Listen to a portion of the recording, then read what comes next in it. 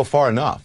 Because black people, if you really want to fix the problem, here's just 5 things that you should think about doing. Here's number 5. Pull up your pants. Walking around with your ass and your underwear showing is not okay. In fact, it comes from prison when they take away belts from the prisoner so that they can't make a weapon.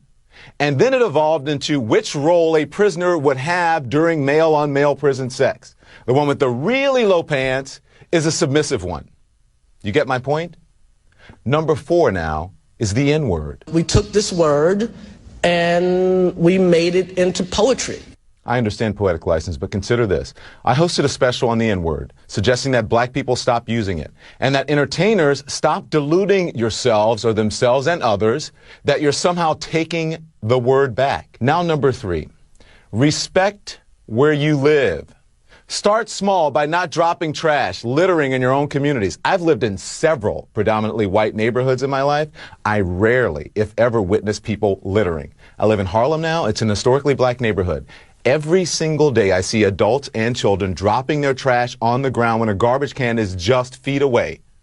Just being honest here. Number 2, finish school. You want to break the cycle of poverty? Stop telling kids they're acting white because they go to school or they speak proper English. A high school dropout makes on average $19,000 a year. A high school graduate makes $28,000 a year. A college graduate makes $51,000 a year.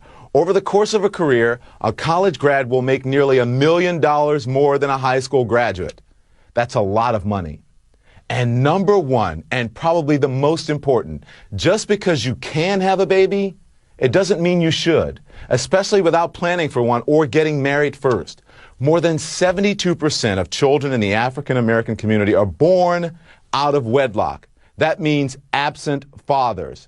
And the studies show that lack of a male role model is an express train right to prison. And the cycle continues. So please, black folks, as I said, if this doesn't apply to you, I'm not talking to you.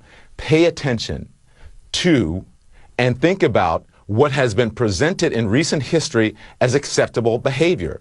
Pay close attention to the hip-hop and rap culture that many of you embrace, a culture that glorifies everything I just mentioned, thug and reprehensible behavior, a culture that is making a lot of people rich, just not you, and it's not going to.